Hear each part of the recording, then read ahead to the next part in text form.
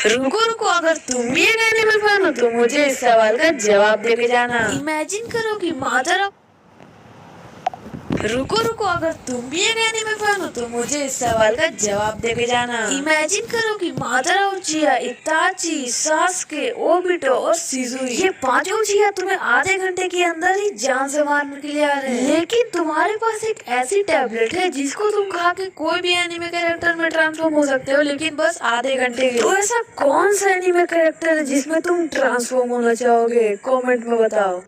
रुको रुको, अगर तुम भी जैसे ही ये लड़का सोने की कुर्सी पर बैठा, अचानक गियर घूमने लगे और अनगिनत सुनहरी तारें उसके पूरे शरीर पर लिपट गईं। लड़की को तुरंत समझ आ गया कुछ तो गड़बड़ है, इसलिए उसने पर्सी से उठने को कहा, लेकिन लड़के ने खुद को कुर्बान करने का फैसला कर लिया था। धीरे धीरे उस सोने की कुर्सी ने उसे पूरा निगल लिया और वो खुद भी सोना बन गया। उसके बाद पीछे खड़ी देवी की मूर्ति ने अपनी ढाल नीचे गिरा दी, लेकिन लड़की ने ढाल उठाकर भागने के बजाय उस मशीन को समझने की कोशिश शुरू कर दी। तभी वहाँ देवता हेफेस्टस प्रकट हुआ। उसने जैसे ही सीटी बजाई, पानी से एक सीढ़ी ऊपर आ गई। उसने लड़की से कहा कि ढाल लेकर निकल जाओ, तुम्हें एक हीरो माना जाएगा। लेकिन लड़की ने साफ कह दिया कि वो अपने दोस्त को छोड़कर नहीं जा सकती। वो लगातार कुर्सी को समझने की कोशिश करती रही। उनकी दोस्ती देखकर हेफेस्टस का दिल पिघल गया। उसने फिर सीटी बजाई और पर्सी के शरीर पर लगी सुनहरी परत पिघलने लगी। आखिरकार पर्सी ने फिर से सांस ली, जिससे उनका मिशन पूरा हो गया। और फिर पर्सी ने ढाल एरिस को सौंप दी। वादा निभाते हुए एरिस ने उसे एक बैग दिया और जब पर्सी ने बैग खोला तो उसके अंदर बिजली का हथियार था। जिसके बाद वो सीधे एम्पायर स्टेट बिल्डिंग पहुंचा और हथियार उठाकर कहा कि उसे जूस से मिलना है। जैसे ही लिफ्ट ऊपर पहुंची, पर्सी ओलंपस में आ चुका था। फिर उसने बिना डरे जूस को उसका हथियार दे दिया, लेकिन जूस को शक हो जाता है कि पर्सी ने इसे चुराया है। उसने हथियार उठाया और पर्सी पर हमला करने ही वाला था कि तभी पोसाइडन ने आकर उसका हाथ पकड़ लिया। बेटे की खातिर उसने जूस के सामने झुककर कहा, बस मेरे बेटे को बख्श दो। जूस ने चेतावनी दी कि अब वो कभी पर्सी को देखना नहीं चाहता और फिर वो वहाँ से चला गया। आखिरकार पर्सी की अपने पिता से मुलाकात हुई और पोसाइडन ने उसके काम की तारीफ की और फिर उसे एक मोती देकर सुरक्षित इंसानी दुनिया में भेज दिया।